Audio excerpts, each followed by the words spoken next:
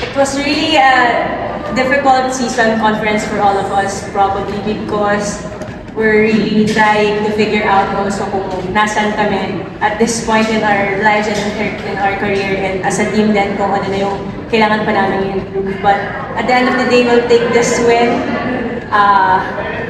And this win means hope to all of us talaga. That no matter what, kahit nasaan kami, ano yung rank namin before coming into the semifinals, hope na may chance talaga lahat ng bagay hanggat hindi ka nag-give up. So yun yung mantra natin this conference. And most especially latter part of the season. Thank you, for Bea. This is your first pro championship and your first conference with Dreamline. Ano lang yung tumatakbo sa isip mo ngayon? Ano na-feel mo? Sobrang thankful ko lang talaga. Yun lang rin talaga yung nag-feel ko ngayon.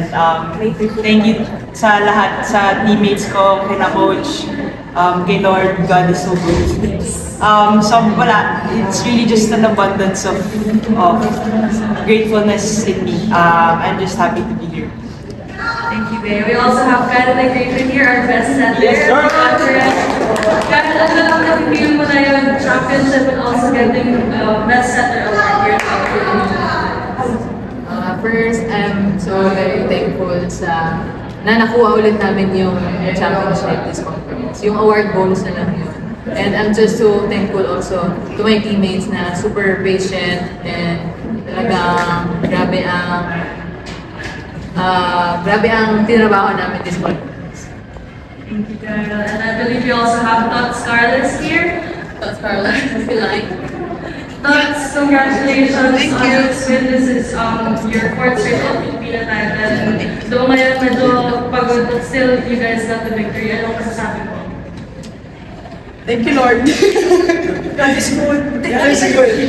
No, we're really grateful na nakuha namin ulit yung championship. Like what we always say, lagi nga na sobrang bonus na lang yun, nandun kami, nakadating kami sa championship point dahil sa buong team.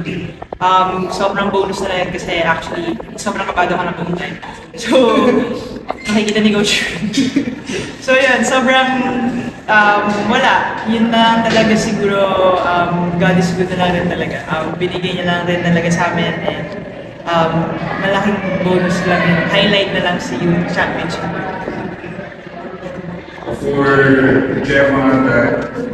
For Gemma dahil nabanggit mo rin yung semi-finals nga na may mga nagdadawag sa Dreamline during midway to the season when things weren't going your way. Ano pakiramdam na siguro sa championship win na napatunayan na there's no doubt in the dynasty of Dreamline?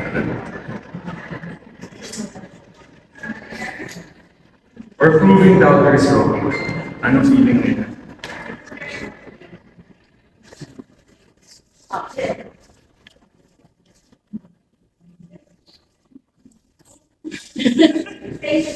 Ayun niya, sabi natin lang. Hindi, ito tinatabaho namin, gusto namin talaga. Ayun niya. Gusto namin maglaro, gusto namin ilaro to. And yung mga ganong klaseng naman, motivation sa amin yun para lumaban sa mga games namin. And maraming salamat kay Lord din. Ayun. I think, ay ngayon din kasi sorry. Oo, din man. Bedtime na. Yes. Sorry po. Yes. And for like, this pa na this